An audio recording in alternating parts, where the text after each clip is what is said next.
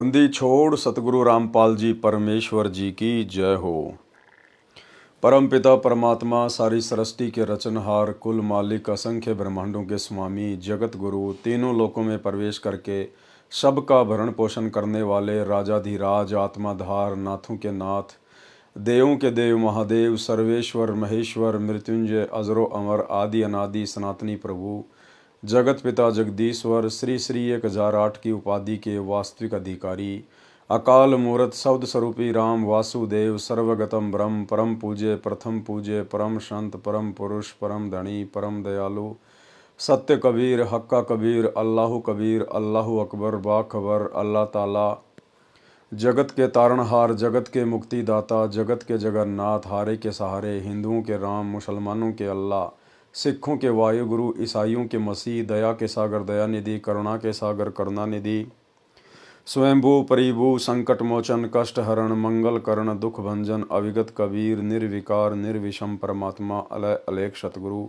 आदि अनादि सतगुरु असली मर्यादा पुरुषोत्तम असली राम असली कृष्ण असली घनश्याम असली मुरारी राजाओं के राजा महाराजाओं के महाराजा शहंशाहों के शहंशाह सम्राटों के सम्राट भगवानों के भगवान अल्लाहों के अल्लाह प्रभुओं के प्रभु मसीहाओं के मसीह सच्चे वाहिगुरु बाबाओं के बाबा पीरों के पीर सेठों के सेठ जगत सेठ सावड़सा सेठ सर्वगुण संपन्न अनंत कोटि कलाओं के स्वामी अनंत कोटि ब्रह्मांडों के नायक योगियों में महायोगी ध्यानियों में महाध्यानी सिद्धों में परम सिद्ध ज्ञानियों में तत्वज्ञानी ब्रह्म ज्ञानी महाज्ञानी परम ज्ञानी सर्वश्रेष्ठ ज्ञानी विज्ञानी युवा कबीर समरथ कबीर असंवाद अमित ओजा सच्चे रहनुमा करीम अल्लाह सुभान अल्लाह दुनिया के अंतिम पैगंबर 8 सितंबर 1951 से गांव धनाना जिला सोनीपत हरियाणा भारतवर्ष की पावन भूमि पे प्रकट रियल कल की भगवान श्री नारायण साकार हरि श्री बाबा साहिब शब्द स्वरूपी राम संत श्रोमणी सतगुरु रामपाल जी परमेश्वर जी के चरण कमल में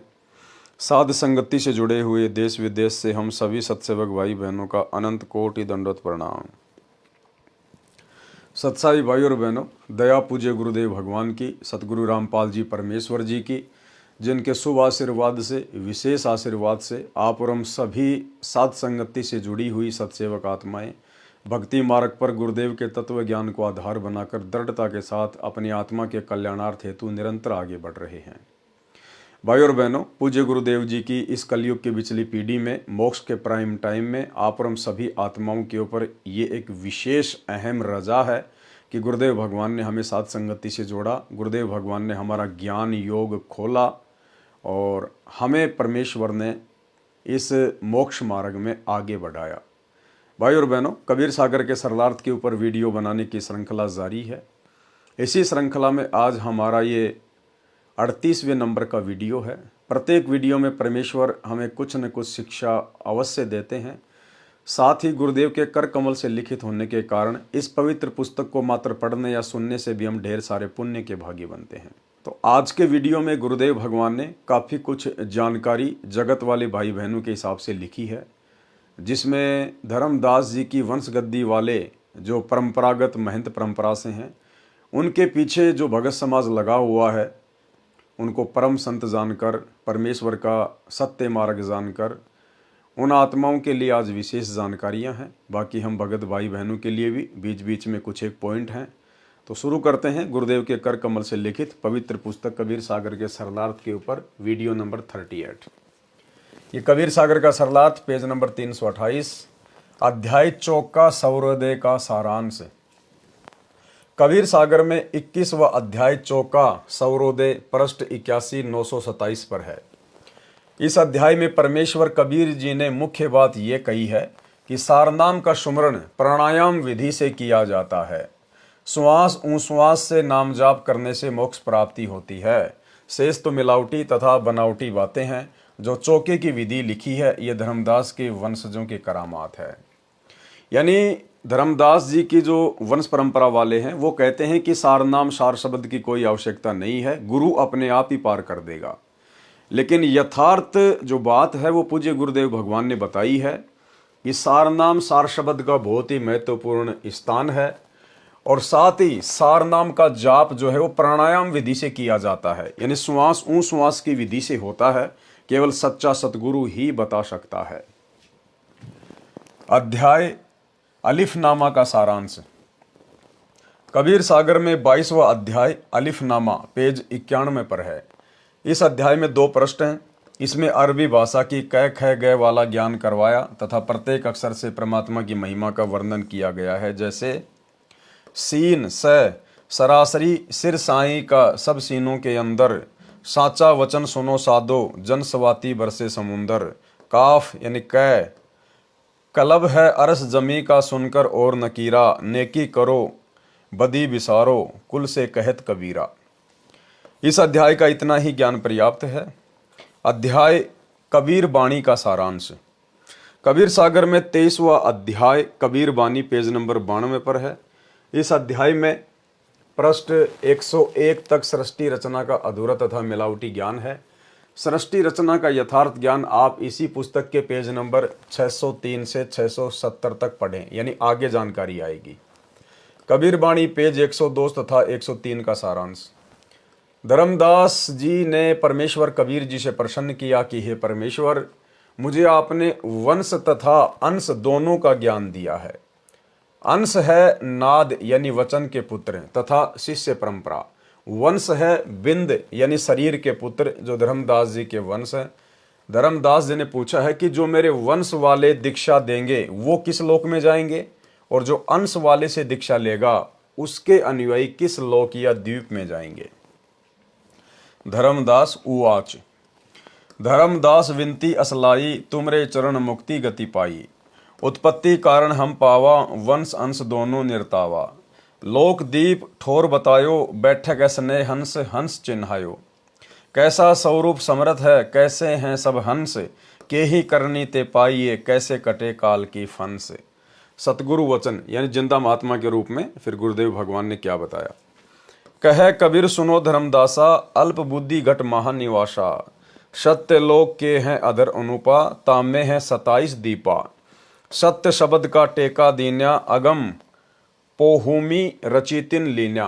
इन्हें आगे गुरुदेव भगवान इन वाणियों का फिर सरलार्थ भी कर रहे हैं, इसलिए हम केवल वाणियां ही पढ़ेंगे। सागर साथ ताही विस्तारा, हंस चले तां रहे विस्तारा। अग्रवास वह सूरन कांति, तां बैठे हंसन की पांति। पोहुप दीप है मध्य सिंहासन, कल्प दीप हंसन को आसन। अविगत भूषण अविगत सिंगारा, अविगत वस्त्र अविगत आहारा। कमल स्वरूप भूमि है भाई, वहाँ की उपमा देऊं बताई। आभा चंद्र सूर्य नहीं पावई, भूल चूक के शीस नवावई। कला अनेक सुख सदा होई, वह सुख भेद यहाँ लहे न कोई। नृत्य हंस पुरुष के संगा, नवसिख रूप बण्यो बहुअंगा। पुरुष रूप को वर्ण भाई, कोटि भानु शशि पार न जाई। छत्र स्वरूप को वर्ण भाई, अविगत रूप सदा अधिकाई। 27 दीप में करे आनंदा, जो पहुँचे सो काटे फंदा। हंस हिरंबर और सोहंगा, श्वेत अरुण रूप दोऊ अंगा। विमल ज्योत को है उजियारा, झलके कला पुरुष में भरा। चारी शब्द का लोक बनावा, 5 स्वरूप ले हंस समावा। सत्य शब्द की भूमि बनाई, क्षमा शब्द आसन निर्माई। सत्य शब्द की भूमि बनाई, क्षमा शब्द आसन निर्माई। धीरज शब्द सो छत्र उजियारा, सुमत शब्द सो वस्त्र पसारा। प्रेम शब्द सो हंस निर्माई, आप शब्द ते लोक समाई। दीपन करे दीप हंस बिहारा, तहाँ पुरुष निर्मल उजियारा। जब विहंसे मुख मोड़ सुहाई, निरत हेरी विहंसे चितलाई। भावार्थ किया है। परमेश्वर कबीर जी ने कहा है कि हे धर्मदास, तेरी बुद्धि फिर से अल्प हो गई है, यानी मंद बुद्धि की बातें कर रहा है। अब सुन तेरे प्रश्न का उत्तर। सतलोक में 27 द्वीप हैं, 7 सागर हैं। उन द्वीपों में बहुसंख्या में मुक्त भगत यानी हंस रहते हैं। सुंदर वस्त्र पहनते हैं, श्रृंगार किए हैं, आभूषण पहनते हैं। यानी भाइयों और बहनों, हमने ये जो आभूषण है, सोना चांदी है, ये ज्वेलरी है या हीरे मोतियों की माला है, हमने केवल इस काल के 21 ब्रह्मांड में त्यागनी है। बाकी सतलोक में हमें ज्यों की त्यों सारी की सारी सुविधा मिलेंगी, यहाँ से भी उत्तम। क्योंकि सतलोक में मन नहीं है, वहाँ पर काल नहीं है, इसलिए ये चीज़ें हमें दुखी नहीं करेंगी, हमारे अंदर मान बड़ाई पैदा नहीं करेंगी, अभिमान और अहंकार पैदा नहीं करेंगी। लेकिन जब तक हम इस 21 ब्रह्मांड में हैं, काल के अधीन हैं, तब तक ये सोना चांदी पहनना, ज्वेलरी पहनना, श्रृंगार करना, मेकअप करवाना, ये चीज़ें हमारे अंदर अहंकार पैदा करेंगी, मान बढ़ाई पैदा करेंगी, जो कि भक्ति मार्ग में सबसे बड़ी बाधक है। इसलिए गुरुदेव भगवान हमें भगत बनाने के लिए इन सब चीज़ों से दूर करते हैं। अन्यथा यही सारी चीज़ें हमें सतलोक में मिलेंगी, इससे भी अति सुंदर मिलेंगी। वहाँ सुंदर वस्त्र पहनते हैं, श्रृंगार किए हैं, आभूषण पहनते हैं। और जो भगत भाई बहन अपने गुरुदेव भगवान के वचन को फॉलो ना करके यदि इन सब चीज़ों का परित्याग नहीं करेंगे, सोना चांदी या नकली ज्वेलरी पहनना नहीं छोड़ेंगे, तो फिर भाई परमात्मा उन आत्माओं को सतलोक में नहीं लेकर जाएंगे और वे आत्मा इसी काललोक की इस झूठी शानो शौकत और मान बढ़ाई में उलझकर रह जाएगी। परमेश्वर रूप की शोभा बताऊं सुन, करोड़ सूर्य और चंद्रमा जितनी शोभा यानी प्रकाश एक रोम यानी शरीर के बाल का है, सिर का छत्र विश्व प्रकाशित है। कबीर बाणी पेज 104 105 का सारांश। धर्मदास जी ने प्रश्न किया था कि किस करनी यानी भक्ति साधना से सतलोक तथा किस करनी यानी भक्ति साधना से अन्य द्वीपों की प्राप्ति होती है। उसका उत्तर देते हुए परमेश्वर कबीर जी ने कहा है कि दीक्षा 3 चरणों में दी जाती है। पाठक जन याद रखें कि कबीर सागर में मिलावट है, उसी की झलक आप पेज 104 पर भी पढ़ सकते हैं। अब यथार्थ ज्ञान बताया जा रहा है। जो 3 चरणों की दीक्षा प्राप्त करके मर्यादा में रहकर साधना करके शरीर त्याग कर जाते हैं, वे सतलोक में जाते हैं। यानी गुरुदेव भगवान हमें जो दीक्षा देंगे और आजीवन जो भगत भाई बहन गुरुदेव की मर्यादाओं में रहकर अपनी भक्ति को सफल करेंगे, वही आत्माएं सतलोक जाने की अधिकारी होंगी। जो नकली गुरुओं से दीक्षा लेकर साधना करते हैं, वे काल के द्वारा निर्मित नकली लोकों में चले जाते हैं। जो ब्रह्मलोक में बनाए हैं, काल जाल में रह जाते हैं। पृष्ठ 105 पर धर्मदास तथा उनकी पत्नी आमिनी देवी को दीक्षा देने का प्रकरण है। 3 अंश की लगन विचारी, नारी तथा पुरुष उबारी। नारी पुरुष होए एक संगा, सतगुरु वचन दीन सोहंगा। सोहम शब्द है अगम अपारा, ताका धर्मनी मैं कहूँ विचारा। सोहम पेड़ का तना और डारा, शाखा अन्य 3 प्रकारा।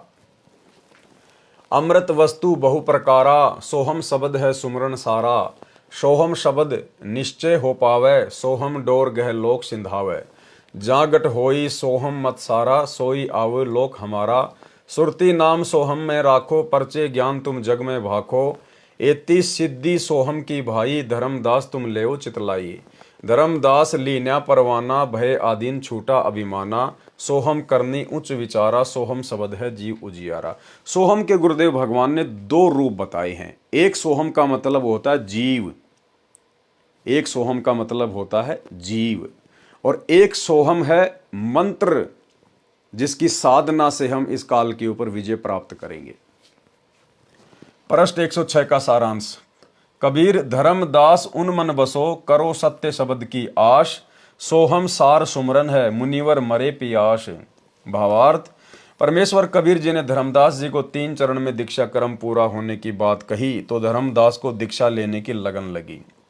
स्त्री तथा पुरुष यानी पति पत्नी धर्मदास तथा आमिनी देवी ने दीक्षा ली, सोहम शब्द की दीक्षा ली और बताया कि कबीर अक्षर पुरुष एक पेड़ है, क्षर पुरुष यानी निरंजन वाकी डार, तीनों देवता शाखा भये पात रूप संसार। वृक्ष का भाग जो पृथ्वी से बाहर दिखाई देता है वह तना तो अक्षर पुरुष है, उसका मंत्र सोहम है।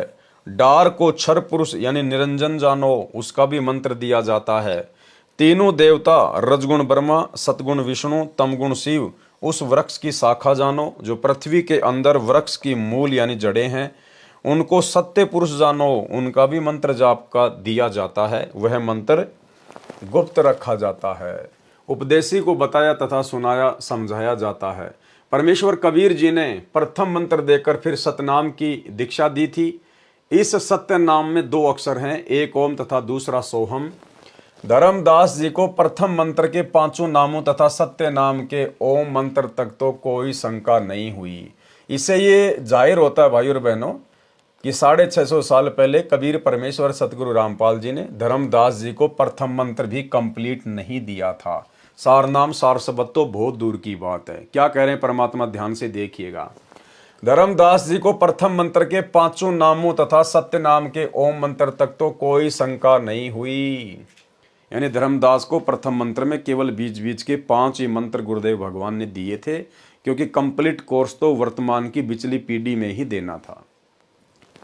अपितु हर्ष हुआ कि जिस विष्णु लक्ष्मी जी को मैं चाहता था उन्हीं के मंत्र मिले हैं।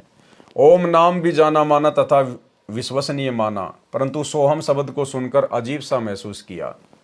परमेश्वर कबीर जी अंतर्यामी हैं, सब समझ गए कि धर्मदास जी को शंका है।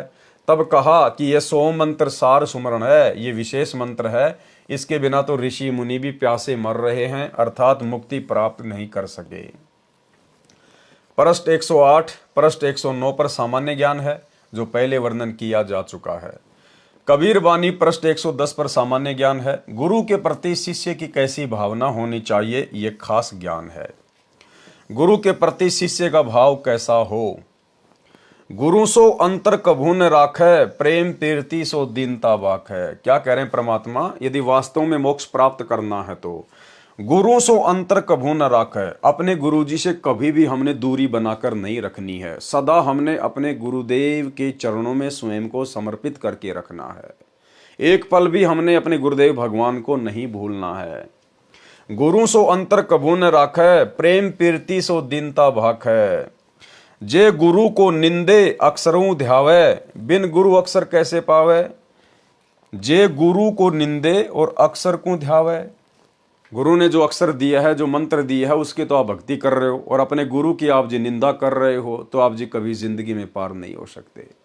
और ये काल भाई और बहनों वर्तमान में सूक्ष्म चाल चलेगा भक्तों की मर्यादा तोड़वाने के लिए, सूक्ष्म चाल। और ये सूक्ष्म चाल वर्तमान में सतलोक आश्रमों में पूरी तरह से चली जा रही है। गुरु की निंदा करवाई जा रही है।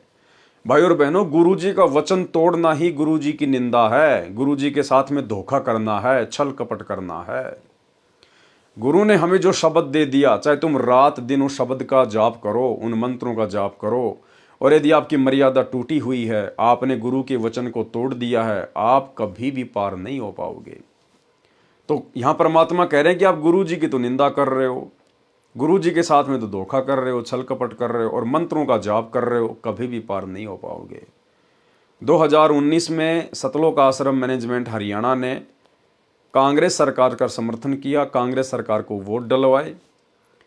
तो जाहिर सी बात है, बीजेपी वाले तो गुरुदेव भगवान की निंदा करेंगे, गुरुदेव को गालियां निकालेंगे। तो भक्तों ने अपने घटिया कर्मों से अपने गुरुदेव की जगत से निंदा करवाई। वर्तमान समय 2024 में वही सतलोक आश्रम मैनेजमेंट हरियाणा कांग्रेस सरकार को छोड़कर अब बीजेपी की गोद में आ बैठा। अब बीजेपी का समर्थन करवाया जा रहा है, बीजेपी सरकार को वोट डलवाए जा रहे हैं। तो अब कांग्रेस वाले गुरुदेव भगवान की निंदा चुगली करेंगे, गालियां निकालेंगे। तो भाई बहन अपने घटिया कर्मों से, अपनी नादानी से अपने गुरुदेव को निंदा का पात्र बना रहे हैं। अब भाई आप कितनी मर्यादा में रह लो, कितना आप जी नाम जाप कर लो, कितना अपने आप को भगत मान लो, यदि आपके मनवश कर्मों के कारण और आपके गुरुदेव की जगत निंदा करता है, आपके गुरुदेव को भला बुरा कहता है, तो आप जी सतलोक जाने के अधिकारी नहीं हैं। आप जी सतगुरु के भगत की श्रेणी में नहीं है। भगत चाहे स्वयं निंदा करे या अपने घटिया कर्मों से अन्य लोगों से अपने गुरुदेव की निंदा करवाए, बात एक ही है। जे गुरु को निंदे अक्षर को ध्यावे, बिन गुरु अक्षर कैसे पावे। गुरु संगाती शब्द लखावे, जाके बल हंसा घर आवे। गुरु सवाती गुरु रूप स्वरूपा, गुरु पारस है आदि अनुपा। गुरु भृंगी गुरु सो बहुरंगी, कीटते कर ही आप हित संगी। गुरु है साचे सिद्ध समाना, गुरु मलियागिर वास परमाना। जैसे सने कमल और भौरा, जैसे सने चंद्र अरु चौरा। यानी अपने गुरुजी के साथ में भगत को किस प्रकार से लग के रहना चाहिए, कितना प्रेम एक भगत का अपने गुरुदेव भगवान में होना चाहिए। जैसे सने है कमल और भौरा, जैसे सने है चंद्र अरु चकोरा। जैसे सने है लहर जल अंगा, जैसे सने है दीप पतंगा। जैसे सने है मृगा और जंत्री, जैसे सने है चकमक और पथरी। जैसे सने है स्वाति और पपीहा, जैसे सने है चुंबक अरु लोहा। जैसे सने है मीन अरु नीरा, जल बिछुरे व तजे शरीरा। ऐसे गुरु शिष्य को संदेशा, मुक्ति होए गुरु मिटायो अंदेशा। एते स्नेह शिष्य सैदानी, इतने गुरु के तत्व बखानी। गुरु की दया चलो रे भाई, बिन गुरु पार न पावे कोई। गुरु सोई सत्य शब्द बतावे, और गुरु कोई काम न आवे। साखी उपमा कहाँ दीजिए, पटतर को नाही। पल पल करो जो बंदगी, छिन छिन देखो ताही। परमेश्वर कहते हैं कि गुरु के समान किसी को भी उपमा नहीं दी जा सकती, क्योंकि गुरु के समान कोई दूसरा धरती पर है ही नहीं। भावार्थ, परमेश्वर कबीर जी ने धर्मदास जी को माध्यम बनाकर सर्व भगत समाज को गुरु जी के प्रति शिष्य का कैसा भाव श्रद्धा होनी चाहिए वह बताया है। कहा है कि गुरु जी के समक्ष छल कपट ना करें, शुद्ध हृदय से बात करें। और 2014 बरवाला कांड के बाद केवल गुरु जी के साथ में छल कपटी किया जा रहा है, धोखाधड़ी ही की जा रही है। गुरु को मानुष मानकर, जैसे उन्हें कुछ नहीं पता। गुरु की गैर हाजिरी में उनकी मर्यादाओं की धज्जियां उड़ाते हुए धनाना गांव के बच्चों के खेलने के लिए 1 करोड़ रुपए की लागत का बैडमिंटन का स्टेडियम बना दिया गया। गुरु जी के साथ में धोखा, छल कपट। सतलोक आश्रम धनाना में 10 एकड़ जमीन में हॉस्पिटल का कार्य शुरू कर दिया गया है। गुरुजी के ज्ञान में मीन मेख, गुरुजी के साथ में धोखा, छल कपट। 2019 में कांग्रेस सरकार को समर्थन करवाना, कांग्रेस सरकार को भक्तों से वोट डलवाना, गुरुजी के साथ में धोखा, छल कपट। 2024 वर्तमान में बीजेपी का समर्थन, बीजेपी को वोट डलवाना, गुरुजी के साथ धोखा, गुरुजी के साथ में छल कपट। भक्तों के दान धर्म को गुंडों की सीबीआई जांच में लगाना, गैंगस्टर आनंदपाल सिंह की सीबीआई जांच का समर्थन करवाना, हरियाणा के जाट आरक्षण में भक्तों को बैठाना, आरक्षण वालों को करोड़ों रुपए चंदे में देना, गुरुजी के साथ में धोखाधड़ी, गुरुजी के साथ में छल कपट। हिंदुओं का पक्ष लेते हुए और मुसलमानों के विपक्ष में खड़े होकर मध्य प्रदेश के सीहोर जिले में विश्व हिंदू परिषद और बजरंग दल के साथ मिलकर रैलियां निकालना।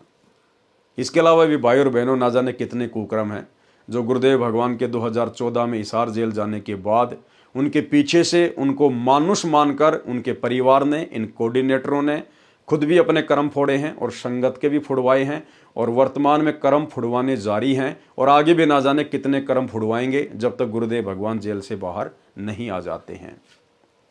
परमेश्वर कबीर जी ने धर्मदास जी को माध्यम बनाकर सर्व भगत समाज को गुरु जी के प्रति शिष्य का कैसा भाव श्रद्धा होनी चाहिए वह बताया है। कहा है कि गुरु जी के समक्ष छल कपट ना करें, शुद्ध हृदय से बात करें और विनम्र भाव से बोलें। जो गुरु की निंदा करता है और सत्य साधना त्याग कर काल की भक्ति करता है, उसको गुरु के बिना अविनाशी परमात्मा कैसे मिल सकता है। गुरु शिष्य पतंग दीप सम होई, ऐसा सने कर जो कोई। जैसे फूल पर भंवरा बैठ जाता है, उसमें इतना मस्त हो जाता है, रात्रि के समय फूल बंद हो जाता है, भंवरा मर जाता है, परंतु साथ नहीं छोड़ता। लेकिन 2014 बरवाला कांड 8 वर्षों तक अपने गुरुजी का साथ छोड़कर गुरुजी के साथ में धोखाधड़ी करते हुए गुरुजी का छोटा भाई महेंद्र 8 साल तक भगोड़ा बन के घूमा, गुरुजी का लड़का भगोड़ा बन के घूमा, अन्य बड़े बड़े सेवादार भगोड़े बन के घूमे। इन्होंने गुरुजी का साथ उसी समय त्याग दिया जिस समय बरवाला कांड हुआ। इनकी मनमानी हरकतें फैल हो गई, इन्होंने जैसा सोचा था वैसा हुआ नहीं। और जब पुलिस प्रशासन गुरुदेव भगवान को अरेस्ट करने के लिए आया तो यही सारे के सारे लोग जो बरवाला कांड के मुख्य सूत्रधार हैं, गुरुदेव का भाई, गुरुदेव के लड़के, अन्य बड़े बड़े परम भगत समझे जाने वाले लोग, ये सारे के सारे लोग बच निकलकर भागने का प्रयास कर रहे थे, लेकिन ये पुलिस की हत्थे चढ़ गए और काफ़ी संख्या में लोग भगोड़े बनकर घूमते रहे पिछले 8-10 वर्षों तक। कुछ तो वर्तमान में भी भगोड़े बनकर घूम रहे हैं। अन्य उदाहरण चांद तथा चकोर पक्षी का बताया है कि एक चकोर पक्षी रात्रि में चंद्रमा की ओर उसी समय से देखना शुरू कर देता है जिस समय उदय होता है। एक टक दृष्टि जमाए रहता है, चंद्रमा ऊपर होता है तो चकोर पक्षी गर्दन ऊपर करता चला जाता है। चंद्रमा जब पीछे को जाता है तो वृक्ष पर बैठा चकोर पक्षी गर्दन ऊपर से पीछे की ओर करता चला जाता है। एक पल भी चंद्रमा से नजर भी नहीं हटाता। कई बार वृक्ष से गिर जाता है, उसकी गर्दन टूट जाती है, फिर भी पृथ्वी पर पड़ा पड़ा भी चंद्रमा से दृष्टि नहीं हटाता। यानी इतना प्रेम जब तक आप और हम भगत भाई बहनों का अपने गुरुदेव के प्रति नहीं होगा, और ये प्रेम भाई और बहनों ऐसे नहीं उमड़ेगा। ये प्रेम उमड़ेगा जब हम पतिव्रता पद की भक्ति करेंगे, केवल अपने गुरुदेव को ही परमेश्वर मानकर, कबीर जी मानकर, अपना इष्ट मानकर भक्ति करेंगे। आपने गुरु बना रखा है, साथ में आप जी दाढ़ी मूछ वाले कबीर जी को कबीर मानकर, परमात्मा मानकर आप उसकी फोटो अपने गले में लटका के घूम रहे हैं, अपने घर पर दरबार साहिब में लगा के रखे हुए हैं, आश्रमों में टांग रखी है। जो उनके महीने में उस मुर्दा फोटो को कबीर मानकर उसका आप कबीर प्रकट दिवस मनाते हो, तो आप जी कभी भी अपने गुरु के प्रति अपने हृदय में वो प्रेम पैदा नहीं कर सकते, क्योंकि अभी आप व्यभिचारिणी भक्ति कर रहे हो, अभी आप वैश्या भक्ति कर रहे हो। आपको पतिव्रता भक्ति पर आना पड़ेगा, केवल एक इष्ट, और वो केवल हमारा गुरु, दूसरा कोई नहीं। कई बार अंधेरी कृष्ण पक्ष की रात्रि में अग्नि के अंगारे को उदय होता चंद्रमा जानकर चोंच में भर लेता है। जीव जल जाती है, मर जाता है, अंगारा को छोड़ता नहीं है। ऐसा प्रेम गुरु के प्रति शिष्य का होना चाहिए, तब परमात्मा प्राप्त होता है। चकोर पक्षी को चांद से कुछ मिलना भी नहीं होता, फिर भी फिदा हो जाता है। गुरु से अनमोल पदार्थ सत्य भक्ति तथा परमेश्वर मिलता है। इस सौदे में हानि तो है ही नहीं। हिरण यानी मृग को वश में करने वाला शिकारी एक यंत्र से धुन निकालता है। उस धुन को सुनकर हिरण शिकारी की ओर खींचा चला जाता है। दुश्मन के सामने अपना मुख रख देता है, शिकारी उसको पकड़ ले जाता है, मारकर अपना स्वार सिद्ध करता है। परंतु हिरण पीछे नहीं हटता। गुरु के साथ ऐसा प्रेम शिष्य का होना चाहिए, मोक्ष अवश्य मिलेगा। जैसे पपीहा पक्षी पृथ्वी पर खड़ा पानी नहीं पीता, चाहे प्यास से मर जाए, वह आकाश से वर्षा का पानी पीता है।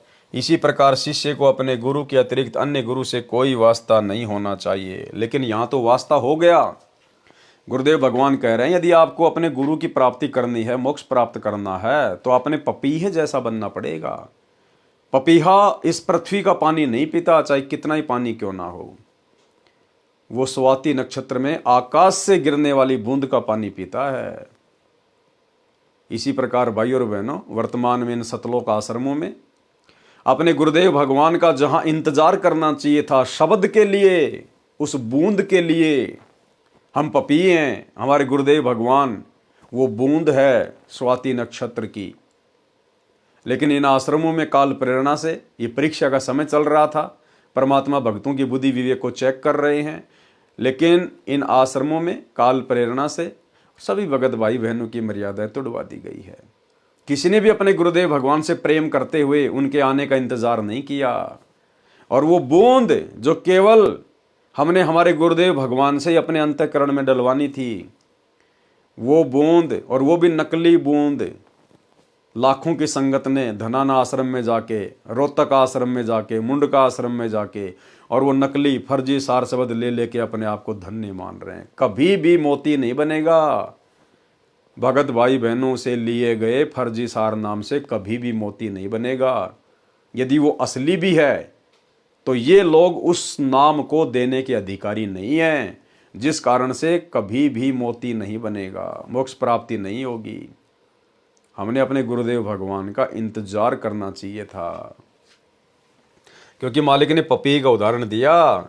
जैसे पपीहा पक्षी पृथ्वी पर खड़ा पानी नहीं पीता, चाहे प्यास से मर जाए, वह आकाश से वर्षा का पानी पीता है। इसी प्रकार भक्तों ने केवल अपने गुरुदेव भगवान के आने के बाद उनसे सार नाम लेना चाहिए था।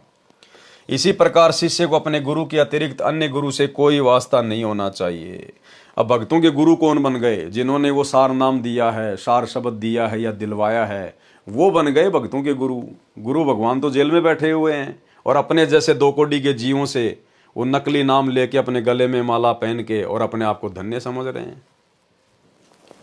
जैसे मछली पानी के बिना पल भी नहीं रह सकती, यदि जल से दूर हो जाती है तो मर जाती है। जिस शिष्य का ज्ञान योग खुल जाता है, यानी जिसको मोक्ष के महत्व का पता चल जाता है, तो उसकी दशा मछली मीन जैसी हो जाती है।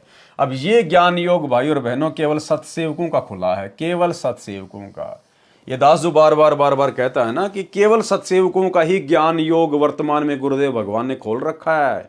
इसलिए केवल सत्सेवकों को ही सतगुरु रामपाल जी में परमेश्वर दिखाई देता है, कबीर भगवान दिखाई देता है। तो बहुत सारे भाई बहन मजाक करते हैं, हाँ तुम्हारा ज्ञान योग खुल गया, तुम्हारा ज्ञान योग खुल गया।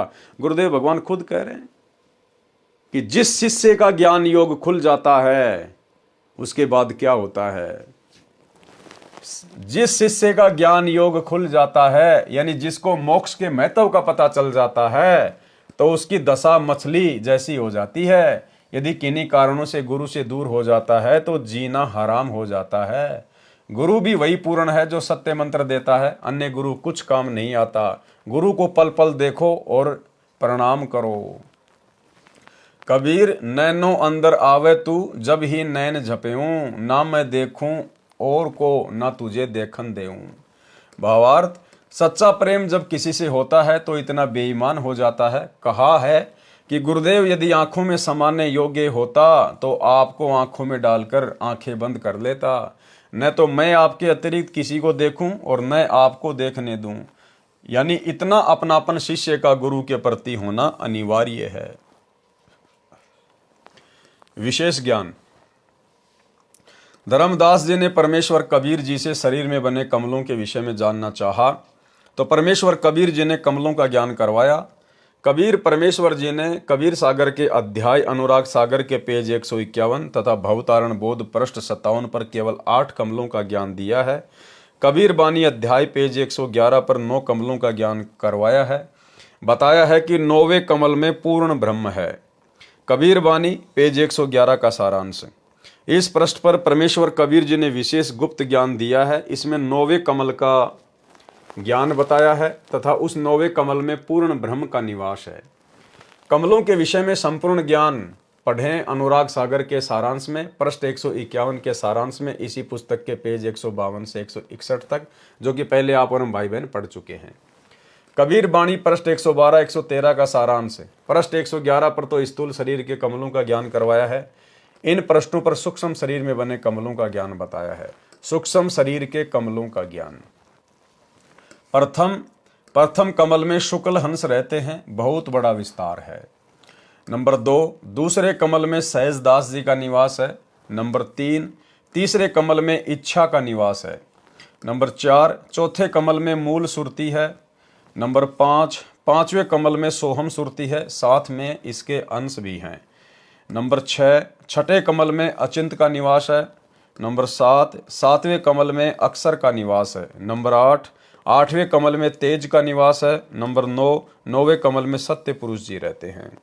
सब कमलन का किया निर्वारा, ज्ञानी पंडित करो विचारा। अन्य सामान्य ज्ञान है जो पूर्व के अध्यायों के सारांश में वर्णन हो चुका है। कबीर बाणी पृष्ठ 114 115 पर सामान्य ज्ञान है, साधक को इनकी आवश्यकता नहीं है। इस सृष्टि रचना का विषय है, जो सृष्टि रचना में पढ़े वह पर्याप्त है।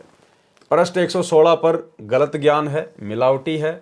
पृष्ठ 117 पर सृष्टि रचना का आंशिक ज्ञान है, अंडे से ज्योति निरंजन की उत्पत्ति का ज्ञान है। पृष्ठ 118 119 पर भी सृष्टि रचना का अधूरा तथा कुछ गलत कुछ ठीक ज्ञान है, जो पहले के अध्यायों में लिखा जा चुका है। पृष्ठ 119 पर भी ज्योति निरंजन की उत्पत्ति अंडे से हुई, इसका ज्ञान है। पृष्ठ 120 121 पर ऐसा ज्ञान है जो पहले कई बार वर्णन किया गया है, अचिंत आदि की उत्पत्ति का ज्ञान है। पृष्ठ 122 123 में सृष्टि रचना का अंश है। संपूर्ण सृष्टि रचना पृष्ठ 625 पर पढ़े। पृष्ठ 124 125 पर सामान्य ज्ञान है। पृष्ठ 124 पर कबीर बानी में लिखा है कि धर्मदास जी ने नाम के प्रताप को जानने की जिज्ञासा की, जिसके बल से सत्यलोक में जा सकें।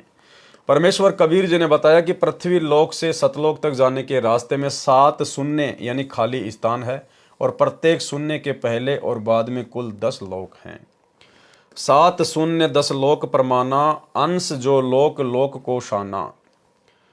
9 स्थान है 10वां घर साचा, तेही चढ़ी जीव सब बाचा।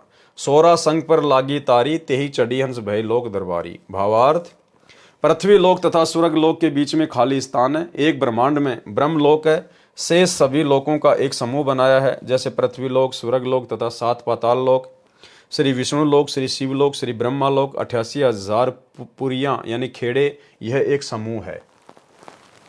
ब्रह्मलोक और समूह के बीच में एक शून्य है। दूसरी शून्य ब्रह्मलोक के चारों ओर है। तीसरी शून्य 5 ब्रह्मांडों के चारों ओर है। चौथी शून्य 20 ब्रह्मांडों के चारों ओर है। 5वीं शून्य काल ब्रह्म के 21 ब्रह्मांडों के चारों ओर है। छठी शून्य अक्षर पुरुष के निज स्थान, जिसे अक्षर पुरुष लोक कहा जाता है, जो एक ब्रह्मांड में है। अक्षर पुरुष का ब्रह्मांड एक संग ब्रह्मांडों का है। अक्षर पुरुष ने एक ब्रह्मांड अपने लिए रखा है, शेष 6 महाब्रह्मांडों में 6 संग ब्रह्मांडों को घेरा है।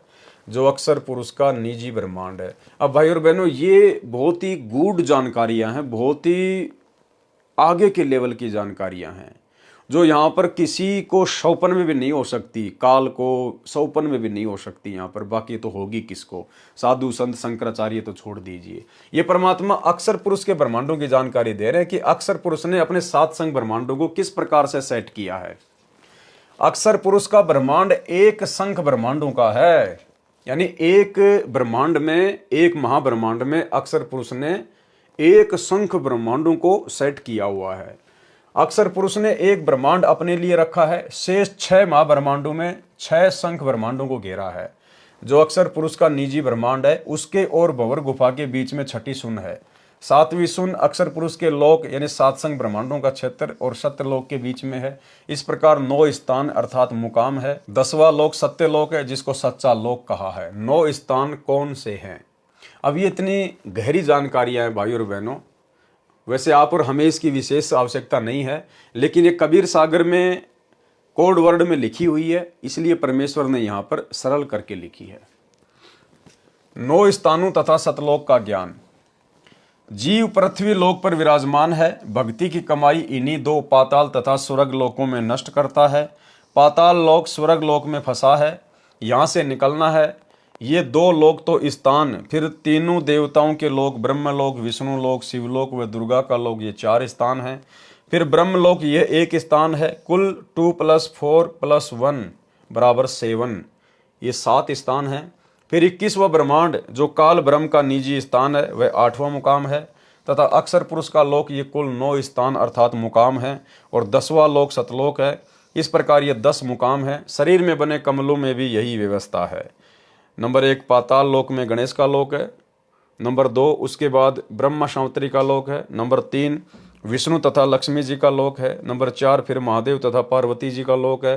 नंबर 5 दुर्गा का लोक है। नंबर 6 त्रिकुटी का स्थान स्वर्ग लोक के अंदर है। नंबर 7 7वां काल ब्रह्म लोक है। अन्य 2 लोक ऊपर हैं। ज्योति निरंजन का निज स्थान तथा अक्सर पुरुष का निज स्थान पृथ्वी लोक को इसलिए नहीं गिना जाता कि ये रास्ते में नहीं आता, यहाँ से जीव प्रस्थान करता है।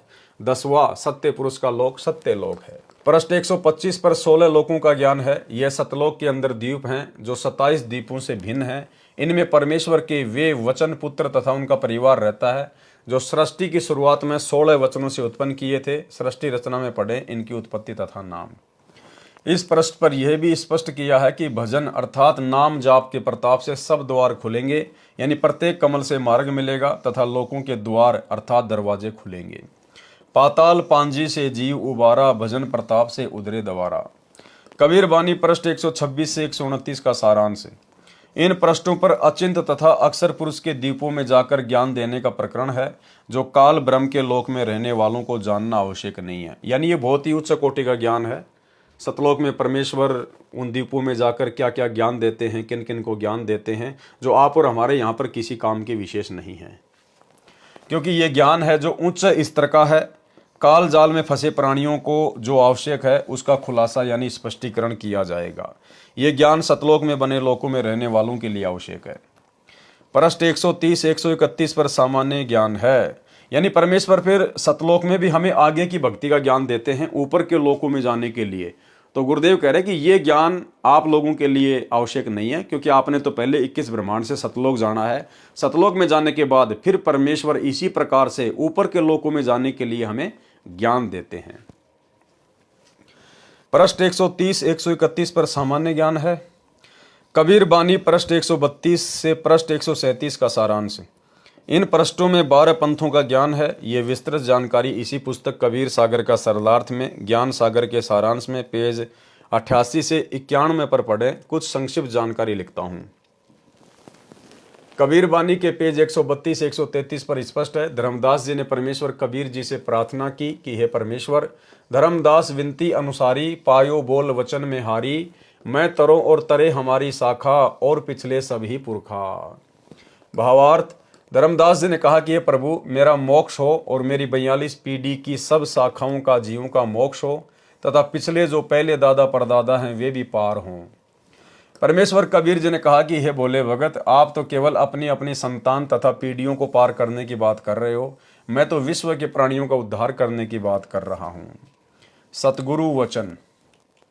तब सतगुरु मन में विहंसाने यानी हंसे, ते क्या मांगा कुछ मांग न जाने, सर्व सृष्टि तारो भाई तुम तो आपन वंश ठहराई, ये प्रपंच काल सब कीन्या तुम्हारी बुद्धि काल खींच लीन्या, तब धर्मदास बहे मलीना जैसे कमल फूल मुरझीना, तब सतगुरु बोध विचारा धर्मदास तुम अंश हमारा, एक वस्तु गुप्त हम राखी सो निर्णय नहीं तुम सो भाखी, नौतम सुरती हमारी शाखा सात सुरती जो उत्पत्ति भाखा, आठवीं सुरती तुम चली आए नौतम सुरती हम गुप्त छिपाए, नौतम सुरती बचन निज मोरा जाहिते पल्ला ने पकड़े चोरा। भावार्थ। परमेश्वर कबीर जी ने धर्मदास जी से कहा कि हे धर्मदास, तेरी बुद्धि काल ने खींच ली है, यानी संकीर्ण बुद्धि कर दी। तूने क्या मांगा कि मेरे वंश के पहले और आगे वाले पार हो जाएं, ऐसी कृपया करो। तूने मांगना भी नहीं आया। मैं तो सर्व सृष्टि को तारने के लिए प्रयत्न कर रहा हूँ। यह सुनकर धर्मदास शर्मिंदा हो गए। कबीर परमेश्वर जी ने बताया कि मेरी योजना क्या है, ये मैंने तेरे को पहले नहीं बताया, ये गुप्त रखी थी।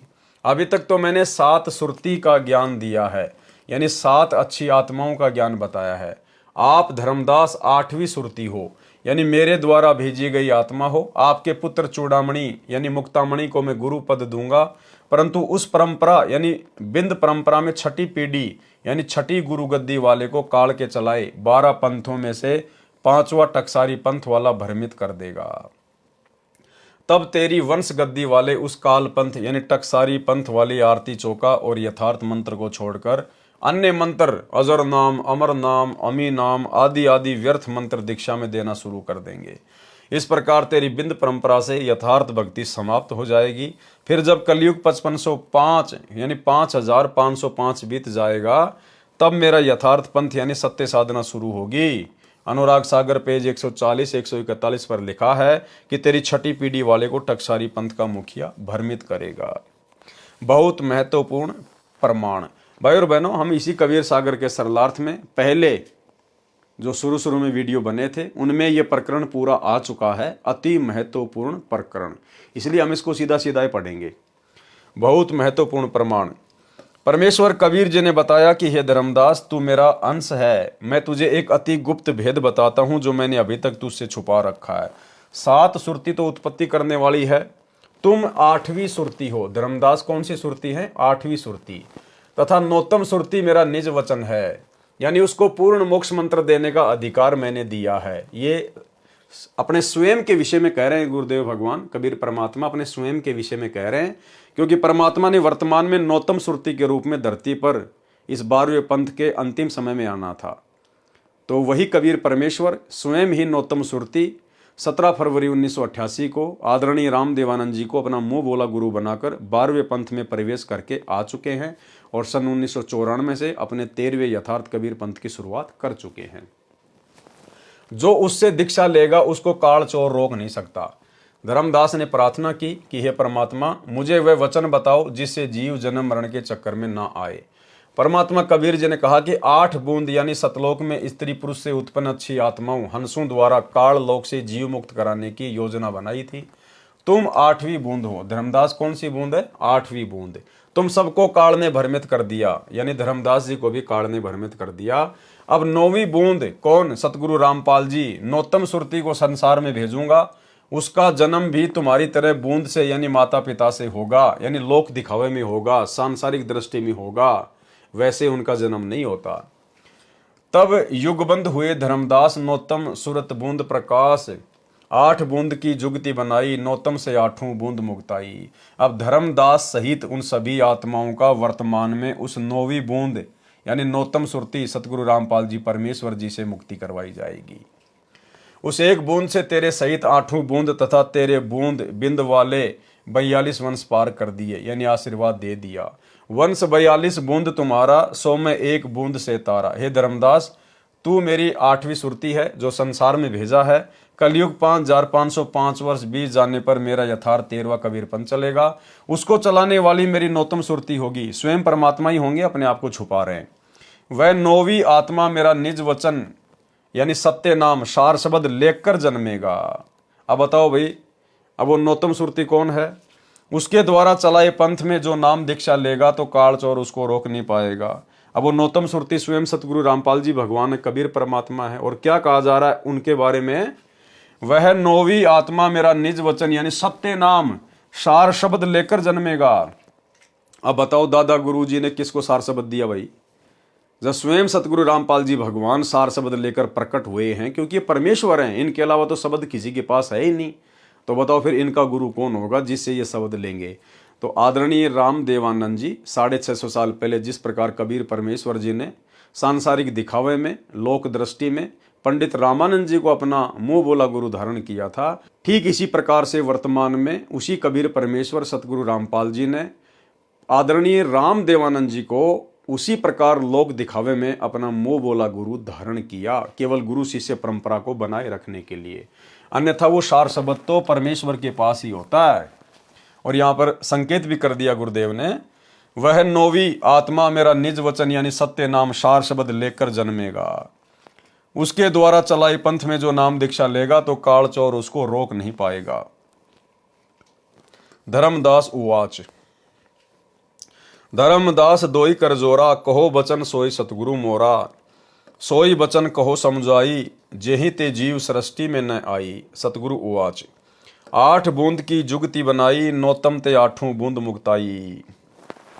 बिना गुरु को भेद नहीं पावे, युग बंद होवे तो हंस कहावे। यह भावार्थ परमेश्वर कबीर जी ने कहा कि हे धर्मदास, मेरी योजना 8 अच्छी आत्माओं को काल लोक में जन्म देकर जीव उद्धार करने की थी, परंतु वे 8 भी काल के वश होकर भटक रही हैं। जन्म से 8वीं बूंद यानी माता पिता के बीज से बने मानव शरीर वाली 8वीं आत्मा तुम हो। उन 8 का भी उद्धार 9वीं बूंद यानी मानव जन्म प्राप्त अच्छी आत्मा से होगा। कबीर वाणी पृष्ठ 133 पर अधिकतर मिलावटी तथा बनावटी वाणी है, जिनका प्रसंग से मेल नहीं होता। केवल धर्मदास जी की विनती ठीक है, जिसमें परमेश्वर से पूछा है कि मेरे नारायण पुत्र की शिक्षा दीक्षा कैसे चलेगी। धर्मदास विनती अनुसारी, साहब विनती सुनो हमारी। नारायण दास हमारे पुत्र सोई, उनकी सिखावन कैसी होई। सतगुरु उवाच, तब सतगुरु यह वचन पुकारा, चूड़ामणि वंश छत्र उजियारा। और सब जीव काल धर खाई, नारायण जीव काल का भाई। चूड़ामणि नाम से काल डराई, सत्य नाम है तो जीव मुक्ताई। तिनकी सनद चले संसारा, उनके हाथ नाम सत हमारा। ये वाणी उचित है, शेष बनावटी है। भावार्थ परमेश्वर कबीर जी ने स्पष्ट कर दिया कि नारायण दास तो काल का भेजा जीव है, वह हमारे मार्ग पर नहीं चलेगा। उसने तो श्री कृष्ण जी की महिमा बताई थी, चूड़ामणि को मैं गुरुपद दूंगा, उसके सिर पर गुरुपद का छत्र लगेगा। अनुराग सागर के पेज 140 पर स्पष्ट किया है कि चूड़ामणि की परंपरा भी भ्रमित होकर कालजाल में रह जाएगी। उपरोक्त वाणी में यह भी स्पष्ट कर दिया है कि यदि गुरु पद पर विराजमान के पास सतनाम है तो जीव मुक्त होंगे। उनकी सनद यानी प्रमाणिकता संसार में मुक्ति के लिए मान्य होगी। उनके हाथ में हमारा सत शब्द भी रहेगा, अन्यथा न गुरु का मोक्ष होगा न अनुयायियों का। सतनाम तथा सार शब्द चूड़ामणि जी के पास नहीं था, वह तो अब सन 1997 तक छुपा कर रखना था। कबीर वाणी पेज 134 का सारांश। कबीर परमेश्वर जी ने पेज 134 पर अंकित अमृतवाणी में स्पष्ट किया है कि चूड़ामणि से तेरे बिंद यानी पीढ़ी का पंथ चलेगा, ये मेरी उत्तम आत्मा है। परंतु आगे तेरे पंथ में यानी कबीर जी के नाम से चले 12 पंथों में प्रथम पंथ में विरोध चलेगा। 6ठी पीढ़ी के पश्चात काल साधना शुरू हो जाएगी, ये पंथ भी काल पंथ ही होगा। 13 पंथों के मुखिया कैसे होंगे? वंश परंपरा। प्रथम वंश उत्तम, ये चूड़ामणि जी के विषय में कहा है। दूसरा वंश अहंकारी, ये जागुदास जी है। तीसरा वंश प्रचंड, ये सूरत गोपाल जी है। चौथा वंश बिरहे, ये मूल निरंजन पंथ है। 5वां वंश निंद्रा, ये टकसारी पंथ का मुखिया है। 6ठा वंश उदास विरोध, ये भगवान दास जी का पंथ है। 7वां वंश ज्ञान चौतराई, ये सतनामी पंथ है। 8वां वंश द्वादश पंथ विरोध, ये कमाल जी का कमालीय पंथ है। 9वां वंश पंथ पूजा, ये राम कबीर पंथ है। 10वां वंश प्रकाश, ये परम धाम की वाणी पंथ है। 11वां वंश प्रकट पसारा, ये जीवा के पंथ के विषय में है। 12वां वंश प्रकट होए उजियारा, ये संत गरीबदास जी गांव छुडानी जिला झज्जर हरियाणा प्रांत वाले के विषय में है। 13वें पंथ मिटे सकल अंधियारा, ये रामपाल दास के विषय में है, जिसको नौतम सुरती कहा है। और एक छोटा सा वीडियो गुरुदेव भगवान के मुख कमल से, जिसमें परमेश्वर ने स्पष्ट कर दिया कि वो 13वां वंश ये दास है जो आपके सामने है, भाई तुम कब पहचानोगे? सुनिए। यानी 12वां पंथ गरीबदास जी के द्वारा जो चलाया जाएगा उसमें मेरी महिमा का कुछ कुछ उजियारा सा होगा, क्लियर नहीं होगा। और 13वें वंश मिटे सकल अंधियारा। बोल सतगुरुदेव की जय।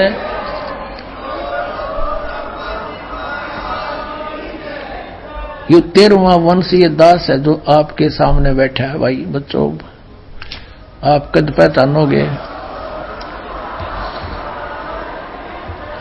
13वें वंश मिटे सकल अंधियारा, ये रामपाल दास के विषय में है, जिसको नौतम सुरती कहा है।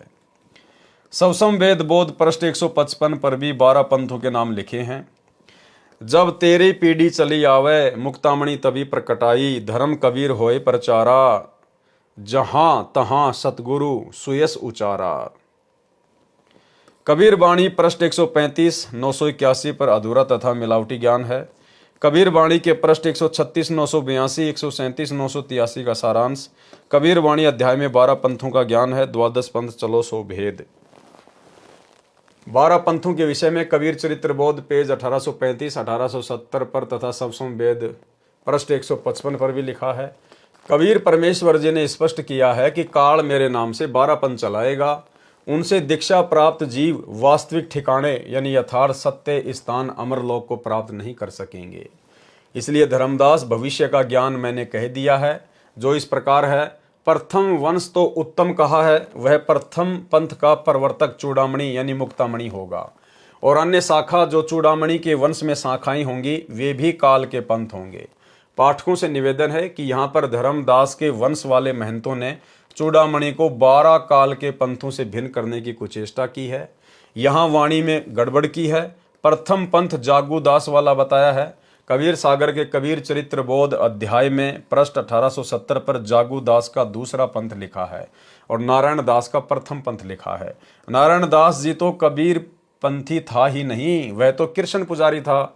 वहां पृष्ठ 1870 कबीर चरित्र बोध में भी चालाकी करके चूड़ामणि जी को हटाकर नारायण दास लिखा है, परंतु कबीर बानी पृष्ठ 134 पर प्रथम वश उन्नतम चूड़ामणि रख दिया, जो कबीर बाणी अध्याय के इस पृष्ठ 136 पर 12 पंथों में जो प्रथम पंथ जागूदास का लिखा है उससे लेकर आगे 12 पंथ पूरे नहीं होते। चूड़ामणि जी को मिलाकर पूरे 12 पंथ होते हैं। यहाँ पर नारायण दास का नाम नहीं है। पृष्ठ 1870 कबीर चरित्र बोध पर नारायण दास का प्रथम पंथ लिखा है।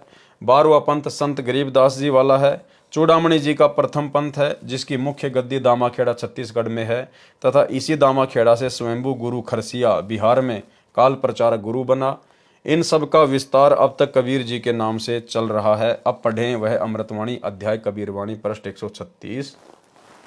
द्वादश पंथ चलो सो भेद।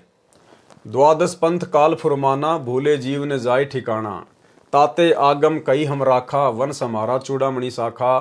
प्रथम जग में जागू भरमावे, बिना भेद वो ग्रंथ चुरावे। दूसर सुरती गोपाल ही होई, अक्सर जो जोग दृढ़ावे सोई। तीसरा मूल निरंजन बाणी, लोक वेद की निर्णय ठानी। चौथे पंथ टकसार भेद ले आवे, नीर पवन को संधि बतावे।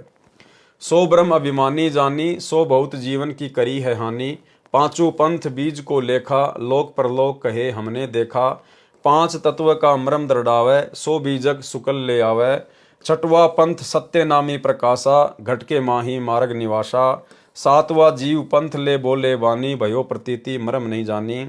8वें राम कबीर कहावे, सतगुरु भरम ले जीव दृढ़ावे। 9वें ज्ञान की काल दिखावे, भई प्रतीत जीव सुख पावे। 10वें भेद पर धाम की बाणी, साख हमारी निर्णय ठानी। साखी भाव प्रेम उपजावे, ब्रह्म ज्ञान की राह चलावे। 3वें वंश अंश अधिकारा, 3वें सो शब्द होय निर्धारा। संवत 1775 होई, तादिन प्रेम प्रकटे जग सोई। आज्ञा रहे ब्रह्म बोध लावे, कोली चमार सबके घर खावे। साखी हमारे ले जीव समुझावे, असंख्य जन्म में ठोर न पावे। 12वें पंथ प्रगट हुए बाणी, शब्द हमारे की निर्णय ठानी। अस्थिर घर का मर्म न पावे, ये 12 पंथ हम ही को ध्यावे। 12वें पंथ हम ही चलावे, सब पंथों को मिटाकर एक पंथ चलावे। कबीर परमेश्वर क्या कह रहे हैं कि उस 12वें पंथ में, गरीबदास जी वाले पंथ में फिर आगे चलकर हम स्वयं ही आएंगे। कोई अवतार नहीं भेजेंगे, कोई आत्मा नहीं भेजेंगे, स्वयं ही आने की बात कही है। 12वें पंथ हम ही चलावे, सब पंथ मिट एक ही पंथ चलावे। तब लगी बोदो कूरी चमारा, फेरी तुम बोदो राज दरबारा। प्रथम चरण कलयुग निर्याना, तब मगहर मांडो मैदाना। धर्मराय से मांडो बाजी, तब धरी बोदो पंडित काजी। बावन वीर कबीर कहूँ, भव सागर सो जीव मुक्ताऊं। कलयुग को अंत पठियते, ग्रहण परे 3400 वारा। कलयुग लेखा भयो निर्धारा, 3400 ग्रहण परे सो लेखा कीन्या। कलयुग अंत हूँ पियाना दीन्या। 5505 तब ये शब्द हो गया साचा। सहस्त्र वर्ष ग्रहण निर्धारा, आगम सत्य कबीर पुकारा। धर्मदास मोरी लाख दुहाई, मूल शब्द बाहर ना जाई। पवित्र ज्ञान तुम जग में बाखो, मूल ज्ञान गोई गुप्त राखो। मूल ज्ञान जो बाहर पर ही, बिचली पीढ़ी वंश हंस नहीं तरही। 33 अरब ज्ञान हम भाखा, मूल ज्ञान गोए हम राखा। मूल ज्ञान तुम तब लग छुपाई, जब लग द्वादश पंथ मिट जाई। द्वादश पंथ का जीव स्थान। द्वादश पंथ अनशन के भाई, जीव बांधी अपने लोक ले जाई। द्वादश पंथ में पुरुष न पावे, जीव अंश में जाई समावे। भावार्थ, कबीर परमेश्वर जी ने काल के 12 पंथों का वर्णन करके 13वें पंथ का ज्ञान भी दिया है। प्रथम पंथ चूड़ामणि जी जो धर्मदास जी के दूसरे पुत्र थे, जो परमेश्वर कबीर जी के आशीर्वाद से आमिनी देवी की कोख से जन्मे थे। फिर उनको परमेश्वर कबीर जी ने गुरुपद प्रदान किया था। अनुराग सागर पृष्ठ 140-41 पर स्पष्ट कर ही रखा है कि चूड़ामणि यानी मुक्तामणि की बिंद परंपरा अर्थात संतान की चलाई गुरु गद्दी में छठी पीढ़ी से सत्य भक्ति समाप्त हो जाएगी और काल वाले नकली कबीर पंथ टकसारी पंथ वाला आरती चौका तथा कबीर सागर में अध्याय सुमरण बोध पृष्ठ 22 पर लिखा शब्द यानी पूरा शब्द आरती की तरह दीक्षा में देना शुरू कर दिया। वर्तमान में धर्मदास जी की गद्दी पर चल रहा दीक्षा मंत्र यह है जो सुमरण बोध के पृष्ठ 22 पर लिखा है, जो इस प्रकार है। सुमरण 5 नाम, आदि नाम, अजर नाम, अमी नाम, पाताले सप्त सिंधु नाम, आकाशे अदली निज नाम, यही नाम हंस को काम। खोलो कूची खोलो कपाट, पांजी चढ़े मूल के घाट। ब्रह्म भूत का बांधो गोड़ा, कह कबीर प्रमाण। 5 नाम ले हंसा सत्य लोक समान। ये पूरी आरती उनका नाम मंत्र है जो धर्मदास जी की छठी पीढ़ी से शुरू किया गया था, जो वर्तमान 2013 तक चल रहा है। इसको 5 नाम कहते हैं। वास्तविक 5 नाम कमलों को खोलने के हैं, जो मेरे द्वारा 13वें पंथ वाले रामपाल दास द्वारा दिए जा रहे हैं। यही मंत्र जो मैं प्रथम चरण दीक्षा में देता हूँ, इसके बीच वाले 5 मंत्र श्री चूड़ामणि पुत्र श्री धर्मदास जी को परमेश्वर कबीर जी ने दिए थे। सतनाम और सार शब्द नहीं दिया था। इन्हीं 5 नामों को आगे दीक्षा रूप में देने के लिए चूड़ामणि जी को आज्ञा दी थी, जिनको 5वें काल पंथी टकसारी पंथ वाले ने यह तर्क देकर छुड़वा दिए कि ये भक्ति तो देवी देवताओं की है। कबीर साहिब ने तो सतपुरुष की भक्ति करने को कहा है, ये तो काल पूजा है। उसने कबीर सागर के सुमरण बोध पृष्ठ 22 पर लिखी 5 नाम की महिमा की वाणी ही दीक्षा रूप में देनी शुरू कर दी। इस वाणी में तो बताया है कि जो 5 नाम का मंत्र यानी दीक्षा ये अजर अमर है, आदि से चला आ रहा है। इससे और सतनाम सारनाम की संधि से पूर्ण मोक्ष होगा। ये दीक्षा धर्मदास जी के संतान जो वर्तमान में दामाखेड़ा प्रांत छत्तीसगढ़ में महंत गद्दी चलाकर प्रदान कर रहे हैं। अब उपरोक्त कबीर वाणी पृष्ठ 136 तथा 137 पर लिखी अमृतवाणी को समझाते हैं। नंबर 1, इसमें प्रथम पंथ चूड़ामणि जी तथा उसके आगे जितने भी धर्मदास वाली संतान से शाखाएं चल रही हैं, ये सब नकली कबीर पंथ हैं जो काल द्वारा चलाए हैं। ये सब एक पंथ माना जाता है क्योंकि सब में वही टकसारी पंथ वाली काल साधना प्रचलित है। दूसरा जागूदास, तीसरा सूरत गोपाल, चौथा मूल निरंजन पंथ, 5वां टकसारी पंथ, छठा बीज का लेखा यानी भगवान दास पंथ, 7वां सतनामी पंथ, 8वां कमाल पंथ, 9वां राम कबीर पंथ, 10वां जीवा पंथ, 11वां परधाम की वाणी पंथ, 12वां संत गरीबदास गांव छुडानी धाम प्रांत हरियाणा पंथ। कबीर वाणी अध्याय के पृष्ठ 136 पर अंतिम पंक्ति से 12वें पंथ का वर्णन प्रारंभ होता है। संवत 1775 हुई, तादिन प्रेम प्रकटे जग सोई। भावार्थ, विक्रमी संवत 1774 में संत गरीबदास जी का जन्म हुआ था। यहाँ पर गलती से 1775 लिखा गया है। फिर पृष्ठ पर 137 पर वाणी लिखी है। 12वें पंथ प्रकट होए वाणी, शब्द हमारे का निर्णय ठानी। साखी हमारी ले जीव समझावे, असंख्य जन्म ठोर नहीं पावे। अस्थिर घर का मरम नहीं पावे, ये 12 पंथ हम ही को ध्यावे। 12वें पंथ हम ही चल आवे। 12वें पंथ में परमेश्वर कबीर जी ने कहा कि हम खुद ही चल कर आएंगे। सब पंथ मिटा एक ही पंथ चलावें। प्रथम चरण कलयुग निर्याना, तब मगर मांडो मैदाना। भावार्थ, कबीर परमेश्वर जी ने बताया है कि 12वें पंथ का प्रवर्तक संवत 1774 में जन्म लेगा। संत गरीबदास जी के विषय में कहा है। यह कबीर चरित्र बोध अध्याय के पेज 1870 पर भी स्पष्ट है कि 12वां पंथ गरीबदास जी का पंथ है। फिर कहा है कि 12वें पंथ में मेरी महिमा की वाणी प्रकट होगी, यानी गरीबदास जी जो 12वें पंथ वाला वह मेरी महिमा की वाणी बोलेगा। उसके अनुयायी तथा अन्य 11 पंथों के अनुयायी मेरी साखी यानी वाणी को आधार बनाकर उसको अपनी बुद्धि के अनुसार अनुवाद करके जीवों को समझाएंगे। मेरी वाणी में लिखे पद, छंद, शब्द तथा दोहों के अर्थों का अपनी बुद्धि से निर्णय किया करेंगे। ठीक से न समझकर उल्टा पुल्टा अर्थ लगाकर व्याख्यान करके असंख्य जन्म तक स्थायी स्थान यानी सतलोक प्राप्त नहीं कर सकते। ये 12 पंथों से दीक्षित मेरी साधना करने का दावा करेंगे, परंतु यथार्थ भक्ति मंत्र नहीं होने के कारण अस्थिर घर यानी अचल लोक की प्राप्ति का ज्ञान न होने से सतलोक नहीं जा सकेंगे। परमेश्वर कबीर जी ने कहा है कि फिर 12वें पंथ में हम ही चलकर आएंगे, यानी गरीबदास के पंथ में आगे चलकर हम स्वयं आएंगे। स्वयं आएंगे मतलब आज सतगुरु रामपाल जी जो आ चुके हैं गरीबदास जी के 12वें पंथ में, फिर 1994 में अपना यथार्थ 13वां कबीर पंथ चला दिया है। अर्थात सतगुरु रामपाल जी स्वयं ही कबीर परमेश्वर हैं।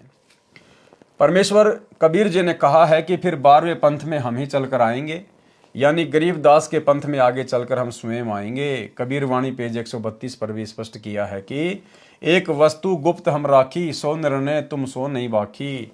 नौतम सुरती हमारी शाखा, 7 सुरती की उत्पत्ति भाखा। 8वीं सुरती तुम चली आए, नौतम सुरती हम गुप्त छुपाए।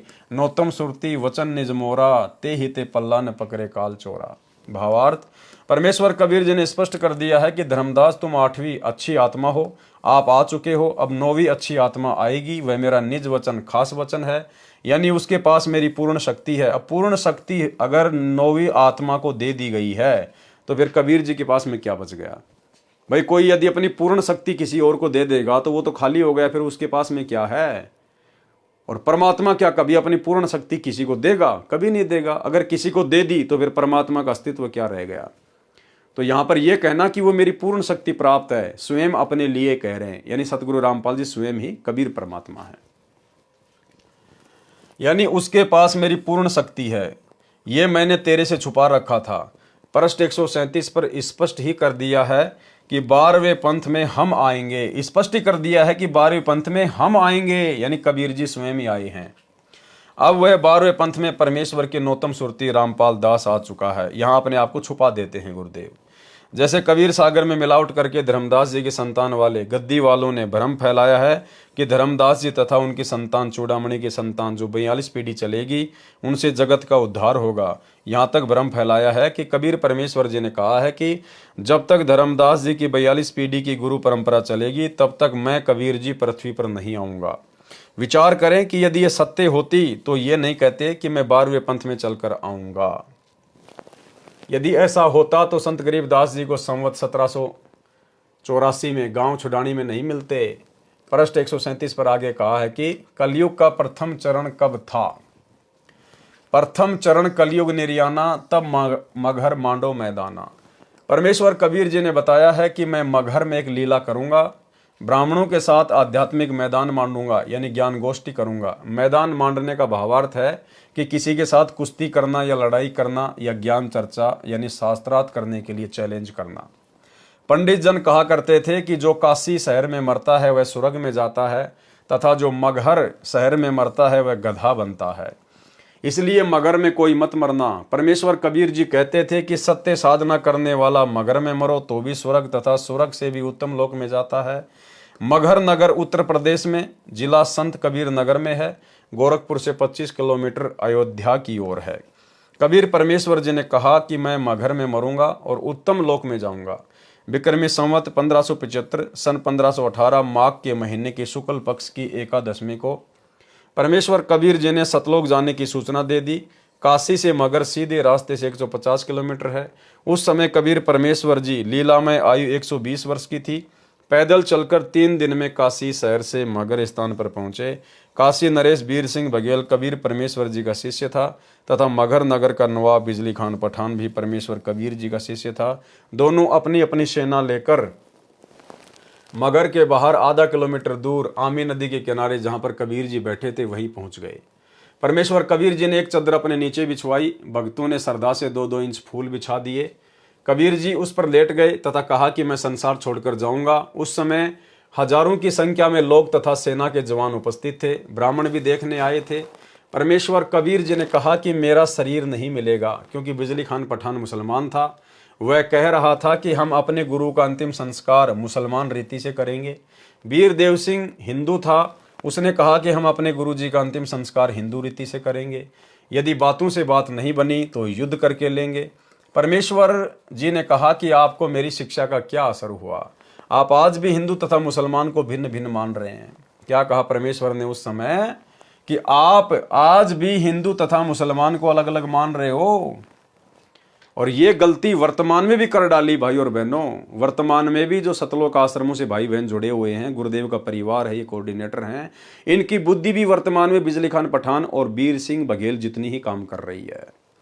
उस समय भी परमात्मा ने उन दोनों को धमकाया कि तुमको मेरी शिक्षा का क्या असर हुआ, तुमने क्या ज्ञान समझा, आज भी तुम हिंदू और मुसलमान दोनों को अलग अलग मान रहे हो। और यही गलती वर्तमान में काल ने करवा दी सतलोक आश्रम मैनेजमेंट हरियाणा से। अभी कुछ ही दिन पहले बांग्लादेश के मुसलमानों के खिलाफ भारत में बजरंग दल और विश्व हिंदू परिषद के लोगों ने मध्य प्रदेश के सीहोर में देवास में एक रैली का आयोजन किया, जिसमें बांग्लादेश के मुसलमानों के खिलाफ विरोध प्रदर्शन किया गया। और सतलोक आश्रम मैनेजमेंट हरियाणा वालों ने, हमारे गुरु भगत भाई बहनों ने बढ़ चढ़कर उस रैली में हिस्सा लिया। मुसलमानों के विरोध में बजरंग दल वालों के साथ में मिलकर संत रामपाल जी के शिष्यों ने उस रैली में हिस्सा लिया। तो भाई और बहनों, आज भी ये लोग गुरुदेव भगवान के ज्ञान को नहीं समझ पा रहे। ज्ञान गंगा पुस्तक खोलने से पहले जो चौपाई लिखी है, ये लोग उसको भी नहीं समझ पाए कि जीव हमारी जाति है, मानव धर्म हमारा, हिंदू मुस्लिम सिख ईसाई धर्म नहीं कोई न्यारा। आज भी संत रामपाल जी के भगत अपने आप को हिंदू ही मान रहे हैं। अरे हिंदू मान रहे हैं तभी तो मुसलमानों के विरोध में इन्होंने प्रदर्शन किया। अगर ये अपने आप को मानव धर्मी मान रहे होते, सत्सेवकों की तरह, जिस प्रकार हम सात संगति से जुड़े हुए सत्सेवक भाई बहन अपनी अपनी फेसबुक आईडी पर हर जगह लिखते हैं मानव धर्मी पवन दास, मानव धर्मी सुरेश दास, मानव धर्मी पूजा दासी, इस प्रकार से अगर ये लोग जो सतलोक आश्रमों से जुड़े हुए हैं यदि अपने आप को मानव धर्मी मान रहे होते, जो कि संत रामपाल जी का धर्म है, आदि सनातन मानव धर्म, तो ये कभी भी मुसलमानों के विरोध में हिंदुओं के साथ मिलकर प्रदर्शन नहीं करते, जलती हुई आग में घी डालने का काम नहीं करते। तो आज भी ये लोग वही गलती कर रहे हैं। इतना ज्ञान लेने के बाद कलयुग की पिछली पीढ़ी में जो गलती 650 साल पहले वीर सिंह बघेल और बिजली खान पठान ने की। और क्या कहा उनको परमात्मा ने? परमेश्वर जी ने कहा कि आपको मेरी शिक्षा का क्या असर हुआ, आप आज भी हिंदू तथा मुसलमान को भिन्न भिन्न मान रहे हो, आप लड़ाई करोगे तो ठीक नहीं होगा। परंतु उनको कोई असर नहीं था, वे अंदर से लड़ाई करने के लिए पूरी तरह तैयार थे। परमेश्वर अंतर्यामी थे, उनको कहा कि यदि मेरा शरीर मिल जाए तो आप मेरे शरीर को आधा आधा बांट लेना, एक एक चद्दर ले लेना, लड़ाई न करना। परमेश्वर कबीर जी ने एक चद्दर ऊपर ओढ़ ली। कुछ देर पश्चात आकाश से आवाज आई कि चद्दर उठाकर देखो, मुर्दा नहीं है। देखा तो शरीर के स्थान पर सुगंधित ताजे फूलों का ढेर सौ के समान मिला। हिंदू तथा मुसलमान कहाँ तो मारने काटने पर तुले थे, कहाँ एक दूसरे को गले लगाकर रो रहे थे। पंडित भी आश्चर्यचकित थे कि मगर मरने वाला सशरीर स्वर्ग चला गया, क्योंकि पंडितों को सतलोक का ज्ञान नहीं है। दोनों धर्मों ने एक एक चद्दर तथा आधे आधे फूल ले लिए। दोनों ने मगर में यादगार बनाई जो पास पास बनी है।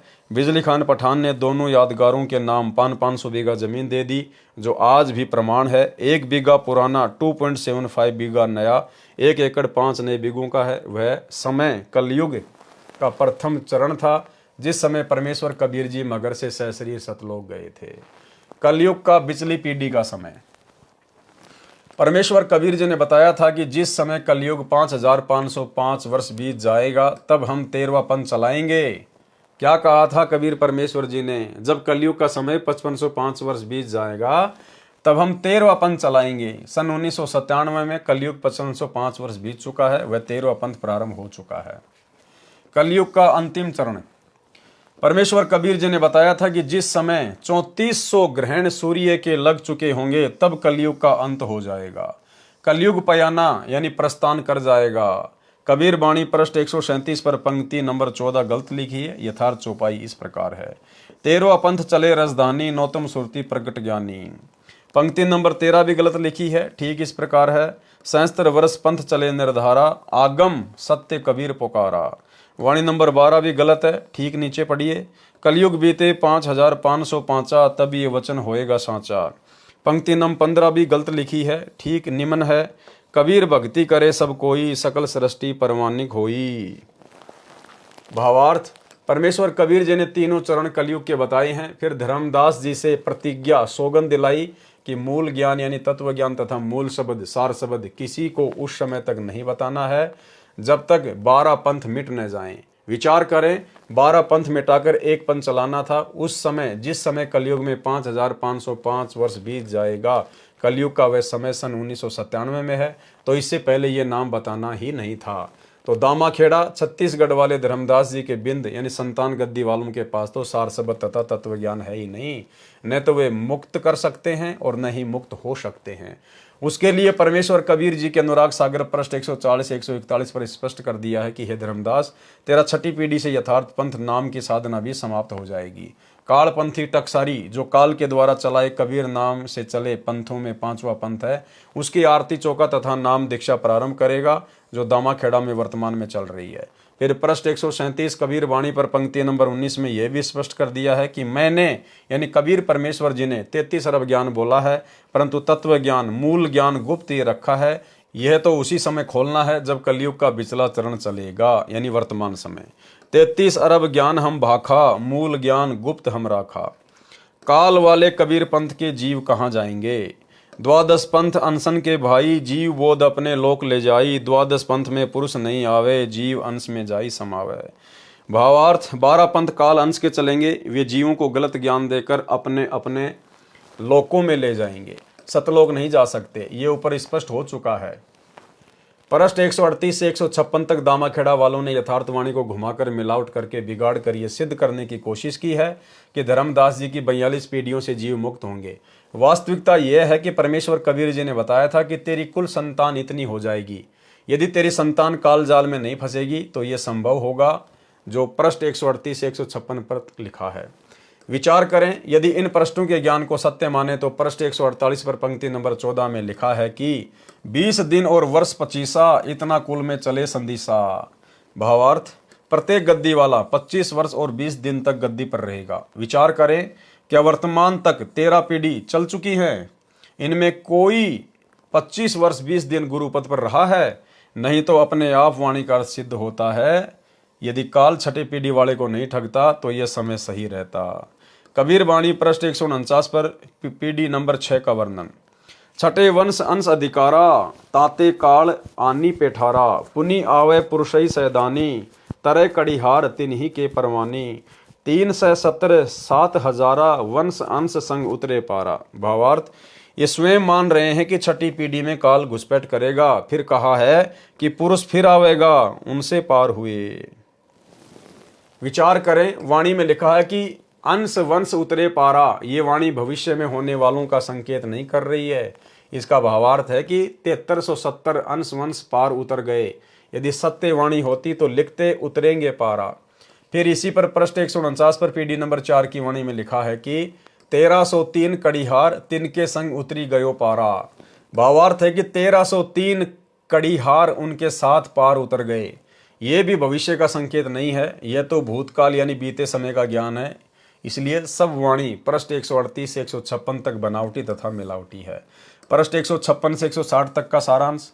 पृष्ठ 156 के नीचे की वाणी तथा पृष्ठ 157, 158, 159, 160 पर परमेश्वर ने स्पष्ट किया है कि जो नौतम सुरती 13वें पंथ से दीक्षा लेकर गुरु मर्यादा में रहकर भक्ति की कमाई करेंगे, वे सत्यलोक में विशेष स्थान पर रहेंगे।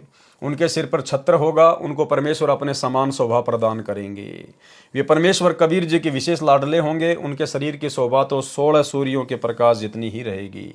इन पृष्ठों पर भी अधिक वाणी मिलावटी बनावटी है। उदाहरण के लिए पृष्ठ 160 पर अंत में वाणी लिखी है, सुनो धर्मदास मैं तुम्हें बखानी, आदि अंत की सुधी तुम जानी, संवत 1569 आवे, सतगुरु चली उड़ीसा जावे, जब लग वंश करे गुरुवाई, तब लग धरती धरो नहीं पाई।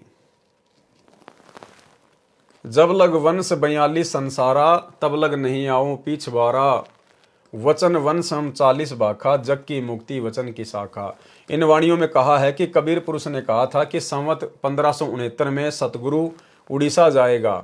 इस वाणी से ही स्पष्ट है कि कोई वाणी कहने वाला परमेश्वर कबीर जी से अन्य है, जो कह रहा कि सतगुरु कबीर जी, क्योंकि धर्मदास जी के सतगुरु कबीर परमेश्वर जी थे, संवत 1569 में उड़ीसा जाएंगे। उनके पश्चात जब तक धर्मदास जी के 42 पीढ़ी वाले दीक्षा देते रहेंगे, मैं धरती के ऊपर पैर नहीं रखूंगा, मैं कबीर जी फिर संसार में नहीं आऊंगा। विचार करें, परमेश्वर कबीर जी विक्रमी संवत 1575 सन 1518 को मगर स्थान से सशरीर सतलोक गए थे। वाणी में लिखकर सिद्ध किया है कि विक्रमी संवत 1569 को उड़ीसा से सतलोक चले गए थे। पहली झूठ। दूसरी झूठ, उसके पश्चात यानी संवत 1575 को सतलोक जाने के पश्चात परमेश्वर कबीर जी संत गरीबदास जी को संवत 1784 सन 1727 में फाल्गुन मास की सुधी चांदनी द्वादशी को परमेश्वर कबीर जी मिले। गुरु ज्ञान अमान अडोल अबोल है, सतगुरु शब्द सेरी पिछाणी। दास गरीब कबीर सतगुरु मिले, आन अस्त्यान रोप्या छोड़ानी। अन्य को भी परमेश्वर कबीर जी सतलोक जाने के पश्चात मिले हैं। संत दादू दास जी को मिले, संत घीसा दास जी को मिले, मुझदास रामपाल दास को सन 1997 में, संवत 2054 को फाल्गुन मास सुदी एकम को मिले। इससे स्पष्ट है कि कबीर सागर में काल द्वारा चलाए कबीर पंथ वालों ने बहुत गड़बड़ कर रखी है, परंतु अब भी बहुत कुछ सच्चाई शेष है जो उनकी कुदृष्टि से बच गई। इसकी पूर्ति संत गरीबदास जी द्वारा परमेश्वर कबीर जी ने कराई तथा पुराने कबीर सागर से भी शुद्धियाँ करके यह कबीर सागर का सरलार्थ पुस्तक परमेश्वर कबीर जी की कृपा से मेरे पूज्य गुरुदेव स्वामी राम देवानंद जी के आशीर्वाद से तैयार की गई है। कबीर सागर के अध्याय कबीर वाणी का सारांश संपूर्ण हुआ। सत साहिब। तो भाई और बहनों, आज के वीडियो में केवल इतना ही, क्योंकि आज के वीडियो में गुरुदेव भगवान ने जो धर्मदास जी की वंश गद्दी वाले हैं, जो अपने आप को कबीर पंथी कहते हैं, उन्होंने किस कदर कबीर सागर में मिलावट कर रखी है। जो बातें उनको तत्व ज्ञान के अभाव में समझ में नहीं आई, उन्होंने उनको या तो हटा दिया या उनमें फेरबदल करके अपने समझ के अनुसार मनमाना आचरण करते हुए लिख डाली। तो गुरुदेव भगवान ने उस कबीर सागर को दोबारा से पूरे को शुद्ध किया है और शुद्ध करके फिर परमेश्वर ने अपने कर कमल से ये कबीर सागर का सरलार्थ लिखा है। तो आज की वीडियो में ज़्यादातर जो जानकारी थी वो केवल कबीर पंथ से संबंधित लोगों के लिए थी। हम यथार्थ 13वें कबीर पंथ वालों के लिए ज़्यादा महत्वपूर्ण बातें नहीं थी। लेकिन कल रात्रि 8 बजे जो अगला पार्ट होगा 39 नंबर, उसके अंदर स्वतंत्र कर्मों के विषय में परमेश्वर ने जानकारी दी है। तो कल हम रात्रि 8 बजे लाइव जुड़ेंगे। तब तक गुरुदेव भगवान हम सबको आज्ञा दे, इजाज़त दे, आशीर्वाद दे। बंदी छोड़ सतगुरु रामपाल जी भगवान की जय हो।